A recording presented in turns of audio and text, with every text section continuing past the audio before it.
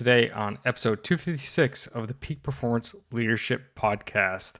Today we speak to author and coach Marc Lesser. And at this show, you're going to learn that using compassion and psychological safety are crucial in building a positive and productive workplace culture. That's right, folks. It's all about compassion and safety today. Are you ready for this? All right, let's do it.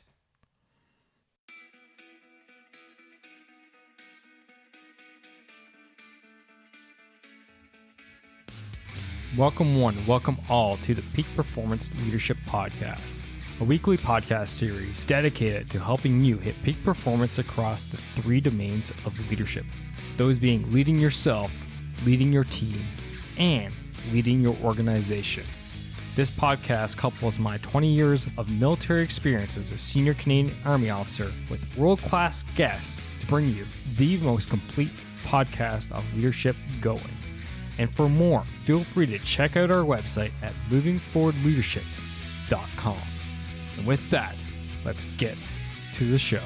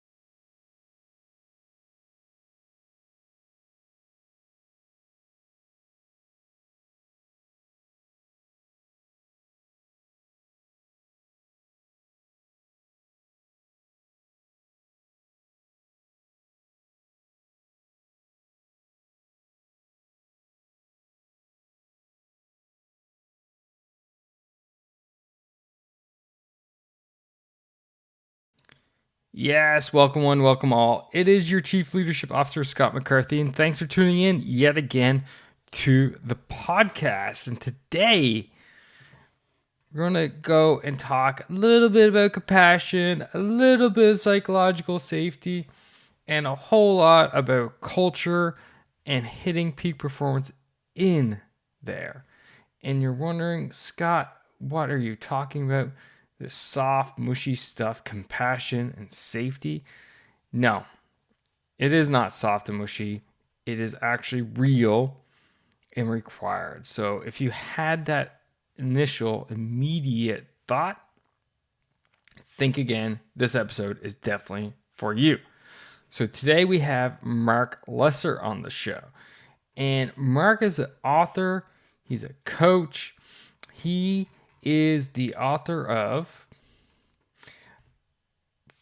Finding Clarity, which it focuses on the importance of accountability, clarity, alignment, and compassion in achieving success. Marc passionately believes that having a culture of trust and care is essential for high-performing teams, and that compassion is essential to feeling of others and wanting the best for them. You see, we're thinking about others here. We're thinking about our team members, and we're trying to get them to think about each other.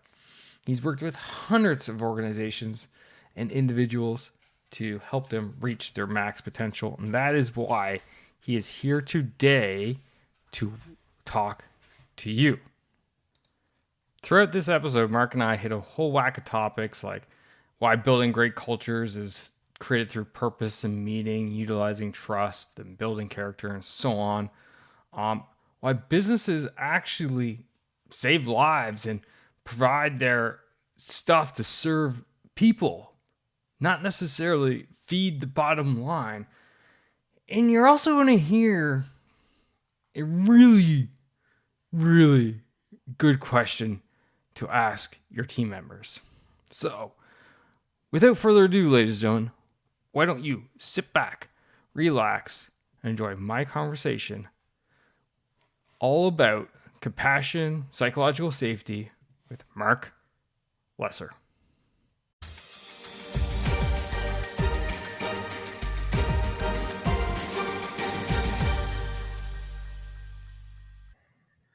Marc, sir, welcome to the show. So good to have you here today. Scott, it's great to be here. Appreciate it. So we are on talking about compassionate accountability. And the first thing I want to talk about, and I guess ask you about this, is like, where do we come up with compassionate accountability? Because often people think about accountability and compassion isn't necessarily the next word they think to associate with accountability. So can you kind of like clarify that for us today? Yeah, well, totally. That was the original title for my book, which morphed into Finding Clarity, but partly because the publisher was very clear that people don't like accountability, and normally, if you ask for a word association, what would come would be lack of, or the image of that kind of dreaded performance review is the other image that people have around accountability. Just something. The word feels cold and harsh. But in the study and writing that I've done about accountability, I've really come to appreciate it. Essentially, it means, it's about not avoiding conflict. It's about It's really about the word alignment might almost be a better word than accountability, or some combination of clarity, alignment, and accountability, because it's about aligning in ourselves with what our values and aspirations are with what we're actually doing. And then in relationship, accountability is primarily about alignment, aligning around, what success looks like, what effective leadership looks like, and how we want to be working together. So I think, and then the compassion piece adds the element which I found is really essential, which is, around care and trust.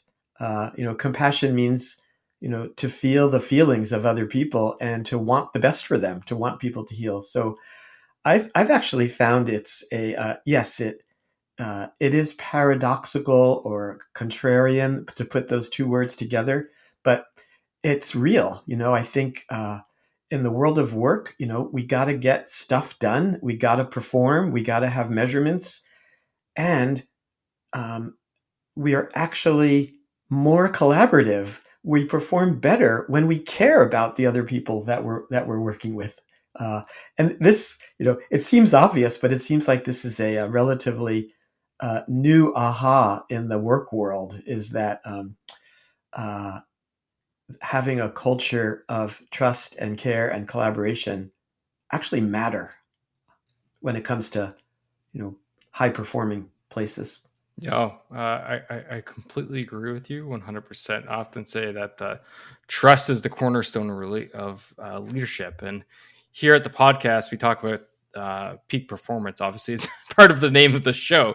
But we talk about it across three domains. I think we can really hit across all three domains on this topic.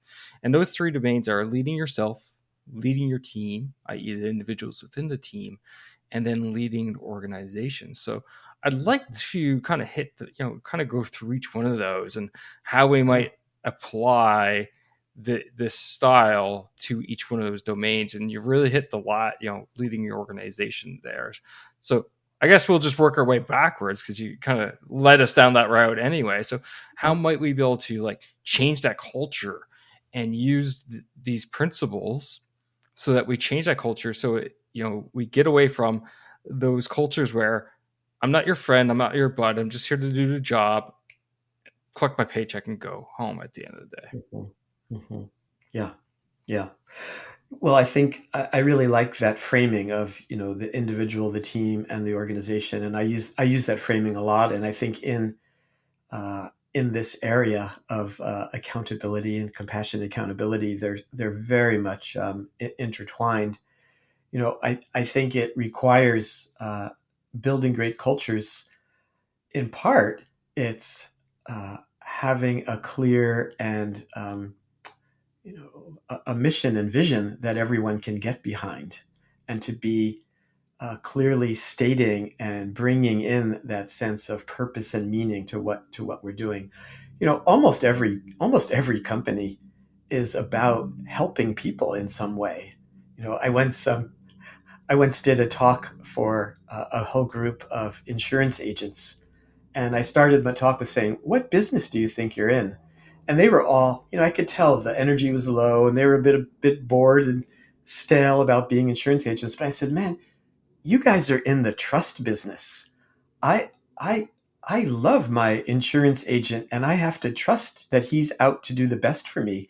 And that's the business I think you're in." And that kind of really woke them up, and I'm doing a lot of work right now for a socially responsible bank, which has been really fun. They have the mission of changing capitalism, changing the way that we think about money. And again, almost every business has that ability. So that to me is a good starting point, is to bring in that purpose and meaning. But then I think it's also I've realized that business and leadership are actually terrific cauldrons for growing character and for growing human beings. And that this is one maybe that overlaps all three of those areas. But from an organizational point of view, is to hold that as a value, right? To walk the talk of having a culture where people care about each other enough so that we realize and we can agree on that we're here to build character. We're here to build well-being. It was you know I used to present a lot of statistics in workshops, and one that really stood out for me was, I think it was like under 5% of leaders in the United States view their workplace as a leader as a place that where they can build their own well-being. And I thought that was really pathetic. I think, because I mean, I know it's aspirational, and I know not everyone thinks this and feels this, but I think there is the possibility of, you know, that the overlap of culture and character building and well-being building. So those two things, I think, are good ways into your first question about, the uh, The how to create organization. better, yeah, the organization piece, I meaning, and that, what I think of as that shift, or that that understanding about that business is good for building humans. It's funny, the story you just told about the insurance agents, because it reminds me of one of my stories, and that is I was giving a lecture to a group of business students, and it's well known that I still serve, as we discussed before we hit record that, and I still serve the Canadian Army. So I asked them, I said, what, when you boil it down, what do I do in the military? And I'm like, well, when you boil it down, it's basically we save lives. I'm like, well, what is it that you guys do in business? And make profits, and typical answers you would expect from business students, right? I said, no, you guys save lives. They went, huh? They kind of puzzled look, right? And I said, and I make a long story short, but I went through effectively like what a business does, i.e., makes money. What do? They pay their people. What do people do with their money? Well, they put roofs over their head and food on their plates. Therefore, if Yeah. they didn't have those things, i.e., Maslow's hierarchy of needs, they would not survive. Yeah. Yeah. Right. Yeah. Well, and tire companies, if you're selling tires, you want to, tires that are safe and that are keeping people safe. If you're in the whatever business, almost every business, there may be some exceptions, but almost every business in some way is serving people, is providing goods or services that people need. And I also like your story, your metaphor about, that you're allowing people to live, bottom line. It's great. Uh, so let's talk about bringing it into the teams, into the individuals within our teams, because as you said, obviously there's a lot of overlap, right? We can't just look at these domains siloed. Very difficult to do, especially when we're talking something along those lines. So how do we get our teams bought into this and think about their well-being and be more compassionate and like trust each other? How do we actually go about achieving that? Yeah, there's a subchapter in my book called "The Four Most Important Words," and those words are "How are we doing?" And uh, and this, it seems so obvious, but it's amazing how whenever, we humans are very, very tender beings, and we go very, very easily to blame or defend. Blame and defend are, we've evolved. I think it's part of our evolutionary process. My I used to work with a Google scientist who was fond of saying that we humans are descendants of the nervous apes, right? The apes who were chill and cool and calm, they all died. Uh, the ones that survived were the ones that were adept at scanning for threats. And that's what we do. And it's about staying alive and passing on our genes. And that plays out every day, every moment in the workplace. And it plays out as we are easily hurt and we're easily blaming. So, it can't be, if something has gone wrong, or we feel some heat, we're either blaming or we're defending. And we have various flavors and versions of that.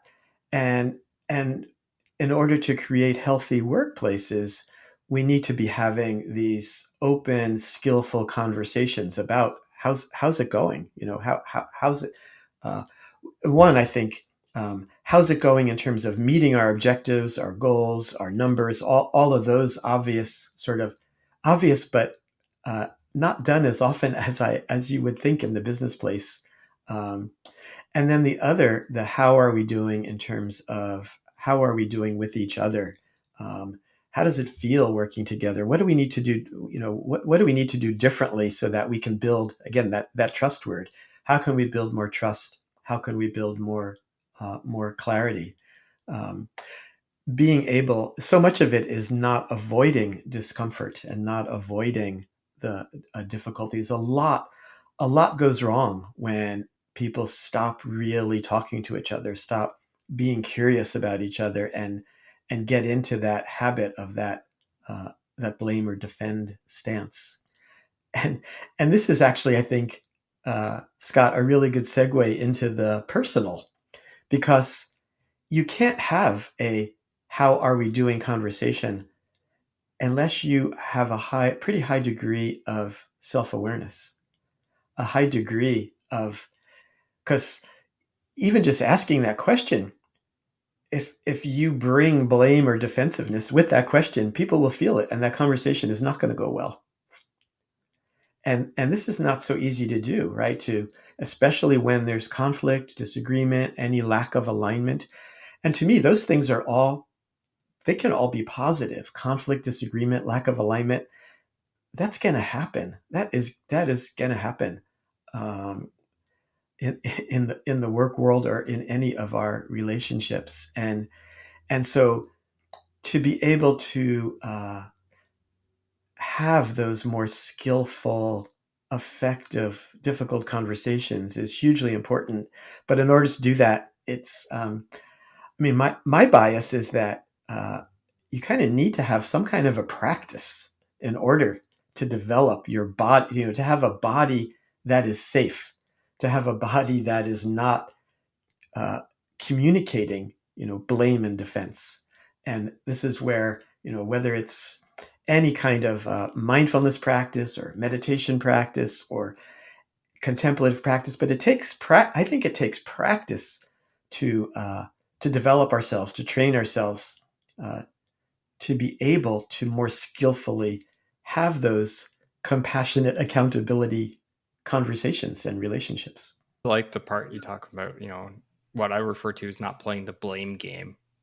That really Mhm. resonates with me because I always find when we go into playing the blame game, nothing gets resolved. We don't get any Mhm. forward progress. And I was just meeting with a few of my team members. I think it was yesterday actually. We were just discussing something that not necessarily went the right way, but was it a big deal? Not really, you know what I mean? But like obviously it was something that could have improved. And I could feel as they were talking to me about, after they looked into it and let me know what had happened and all this stuff. Like they were being really defensive. And I was like, guys, time out. They're like, yeah, I'm like, there's no knives out right now. Right? Like I'm not looking to cut anyone up here. All I wanted to know, was kind of get that warm and fuzzy, that some assumptions that I had made when I was made aware of this particular situation were either valid or false. Where are we on a couple of questions, and how are we moving forward with making this better for the future, right? But I wasn't looking. I was like, I'm not looking. Like, there's no knives here. Like, let's just have a conversation. And it was Yeah, just so you could just feel the room just go. Whew. yeah. Well, it's interesting. Both parts of that, Scott. The one is that I think that we humans tend to, if we feel threatened in some way, we go right to blame without even knowing it. It's almost below consciousness, right? Where like, I mean, I sometimes tell a story. I can remember my wife asked me to recommend, she was looking for a designer, and I was working with two different designers, and I wrote her a note outlining the strengths and weaknesses of these two designers. And I, by accident, pushed send and sent it to both of the designers instead of my wife. And and immediately I was angry with my wife. I like it was I could feel like, oh, if she hadn't asked, it was like, and then I had to laugh at myself. Like, no, this had nothing to do with her. This was just my error. And I got into a little bit of hot water with both designers, having outlined their weaknesses, as well as their strengths. But it's interesting to see. To feel and experience that, how we do that in subtle and not so subtle ways. And then I really liked how you very skillfully, gently met that and created a safe space where people could relax, loosen that blame, that fear. And then, yeah, we're so much better at, we're just smarter when we're not being defensive or blaming. There's many more ways to connect and work with each other and look for, and as you're saying, let's just find solutions. Like blame is such a bore. Blame really gets in the way. It does. It definitely gets in the way of progress, and it definitely gets in the way of what we're trying to achieve out of this podcast, i.e., hitting peak performance. Like when you're looking just to blame, it kind of goes against everything which you've discussed so far. Trust goes out the window because you can't trust anybody. You're wondering Mhm. if your peers are throwing you under the bus when they're in with the boss. You're wondering if your boss is like just looking at ways just to kind of nitpick you apart. Like you can't trial anything because you can't. You Yeah. know what I mean? Trial something, Well, experiment, because yeah. you don't want to come across as a failure, and then all suddenly you get blamed for wasting time, resources, whatever. But I want to go Yeah. back, Mark. You said something a little while ago that piqued my interest as we went down this not rabbit hole, but this topic of blame, but rather you talked about self awareness for a second and how important and self awareness as a leader really dives into this whole compassion accountability. And I'd love for you to kind of unpack that a bit more along the lines of, one, I think it's crucial for us to be self-aware of our level of self-awareness. How might we achieve that? And Yeah. two, Yeah. how do we go about being self-aware so that we're not doing all these negative Yeah. things, but rather, as you said, instilling that place of psychological safety Mhm. where people can feel a bit more relaxed, can open up, can hold each other accountable in a meaningful way, vice a negative way. Mhm. Yeah. I've spent many, many days teaching um, uh, mindfulness-based emotional intelligence to Google engineers. And emotional intelligence model at the very base of it is self-awareness as the core competency to all of the other emotional intelligence competencies like self-management and motivation and empathy and communication skills. And what's interesting is that there's a lot of complexity and depth to this kind of what has come to be sort of a throwaway term, right? Self-aware. Oh, yes, self-awareness. Everyone thinks they have self-awareness, um, but um, what I once brought in Daniel Goleman as a guest who made emotional intelligence really popular, and one of the things that we talked about is why in his original book from many years ago didn't he talk about meditation and mindfulness, which there's been now a lot of recent research that it's hard to build self-awareness without some kind of body practice. That self-awareness is not just an intellectual pursuit, not just cognitive. There is a cognitive element to it, but there's a body element to it. There's there's an our emotions live in our body. And it's interesting. Daniel Goleman said he didn't bring in mindfulness and emotion. He didn't bring in mindfulness and meditation because at the time the world wasn't ready for it. But the world is now more and more ready. But the other way I would respond, Scott, to your question about self-awareness is getting feedback. Especially, I found, I used to do when I was CEO of my last company. Used to do once or twice a year anonymous surveys with all the employees, and that survey included rating. There were 9 different questions in that survey about how the CEO, me, was doing, and those were immensely difficult and eye-opening to see how I was perceived. I'm often saying to leaders that I work with, if you think you're a good listener, but everyone around you says you're not a good listener, you're not a good listener. So self-awareness can be tricky, right? Self-awareness is not in a vacuum. Self-awareness means that we need to be paying attention to how we are perceived by others. Um, and even tying it back to what we were just talking about, this, blame and defense. And a lot of it is bringing awareness to how we, our own fight and flight response, and to be able to find some space in ourselves from that. This is, I think, a core part of self-awareness is not being caught by fight and flight, not being caught by difficult emotions, especially when there's conflict, especially when there's difficulty, to be able to keep calm, to keep a level head in in the fight, in the times when things are tense and hard.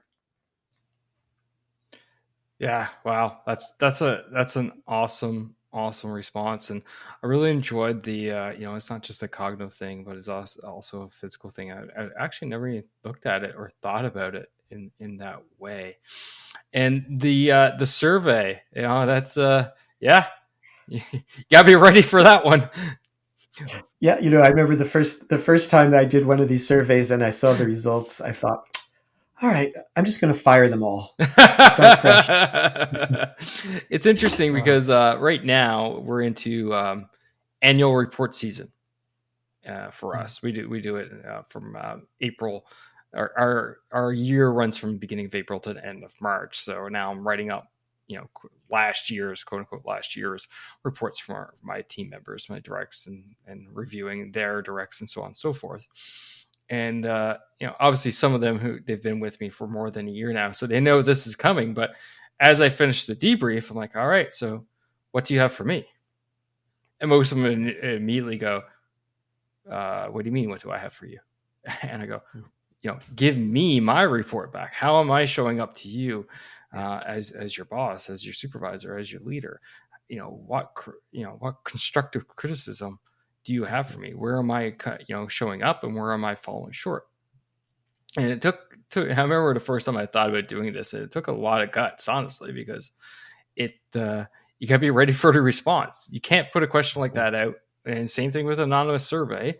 As much as it is anonymous, you still know there's an individual behind that response, right? Yeah. Someone who's a part of your team, someone who's part of your company, and you have to be ready for that response. So don't ask the question if you're not ready to hear what they have to say. Yeah.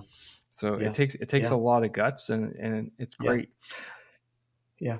One of my favorite exercises to do with teams is to get everyone in pairs. And so that there's so make sure that each person on the team gets to sit facing the other person, and each person look at the other person and say, please tell me, what can I do to help make this team more effective? And then just listen and just write down each person on the team says to you quite directly what you can do. To me, that it makes it safer. It's a safe and productive and positive way to give that kind of feedback. What can I do to help make this relationship more effective? What can I do to help make this team more effective? And if you're having those conversations on an ongoing, no need to wait, till the annual performance review to ask those questions. Those should be, in our just regularly, like, just how's it going, right? That it's a little bit like the how are we doing question. So that's great that you can have those conversations, but it takes a safe enough environment, a trusting enough environment to get real answers to those kinds of questions. Often it's not a good thing when someone responds fine, everything's fine, like what can what there must be something that could be better or different that I could be doing. That's as the old saying goes, if you ask your spouse how they're doing, they reply with fine, it's not fine. But you make a great segue. So I was talking to you before we hit record. I do run a mastermind community here called the Leader Growth Mastermind. And one of the benefits is they're actually, they have access to this live stream as we're recording right now. And we got a question direct from one of our members, Heather. So Heather, and it's great because it's literally segueing, continuing on your topic. And she wants to know about team building exercises, which you were just discussing. And should they be a bit more work focused, or should they go more on the generic side where they're kind of a bit more fun to build that trust, to enable that type of culture, esprit de corps, so on and so forth? I like to, I used to have a weekly staff meeting, and one of the things that I think and teach about meetings is that pretty much every meeting is an opportunity to do team building, even if the focus is on problem solving or decision making or reporting. I generally like to start every meeting with a little bit of team building, and that might be, turn to the person next to you and have a short conversation about, and it might be, what you like to do on Sunday afternoons, or what's your favorite book. So there's something about, breaking that wall of we're not just our roles in business, that we're people. So something to break down that barrier and bring in the human element. And to me, what I've noticed is then we can transition into, let's get down to business, and it goes so much better once you've a little bit of heart, a little bit of connection, a little bit of safety goes a long way. I actually for many years, I took improv classes, improv, and I did it because I used to be so nervous about the idea of talking in front of people without a script, and it really did help me to take those classes, and I end up in team building doing a lot of sort of game playing, bringing in some of those improv games of trying things, doing things that are physical. I find there's such hunger for people wanting to play in this very serious business world, of bringing in a variety of even just simple improv games that are a way of playing with each other. That's a neat connection. I used to do improv when I was in high school, and I just I love the flow of it and the spontaneity of it and so on and so forth, which people who know me quite well now would probably go, huh? Spontaneous? That's not Scott. But I liked your point about more focusing on the non-work side. Because to me, when we focus on the non-work side, this is how we build deeper connection. Because we're not looking at Joe, the account manager, and Jane, the customer service rep, but rather Joe and Jane, and what gets them going. What are their interests? What are their passions? Who their family are, what their family looks like, what they enjoy doing in their spare time. And I always find that when we have these conversations about these things, we end up having a much deeper connection with them and getting to know them. Totally. And even I think to break that dichotomy about work, non-work, because it's the work of building character. It's the work of growing humans. So to kind of wrap all that up, as I said, I think that development and that connection at that deeper level, that individual level, is just so crucially important. Mm-hmm. Mm-hmm. Marc, this has been a great conversation. I thoroughly enjoyed it. No doubt the audience is getting a lot out of it. As we wrap up here, though, I do got a couple last questions for you. The first being question I ask all the guests here at the Peak Performance Leadership Podcast. And that is, according to you, Marc Lesser, what makes a great leader? Listening and self-awareness is the starting point, and listening means listening outside of our own stories and narratives, and really listening, really connecting. It's one of the, I think, most underappreciated skills of a leader. Should have expected an answer much like that. Final question of the show. How can people find you, follow you, be part of your journey? It's all about you now. Yeah. I have a new book out, Finding Clarity, and people can find me, Marc Lesser, MarcLesser.net.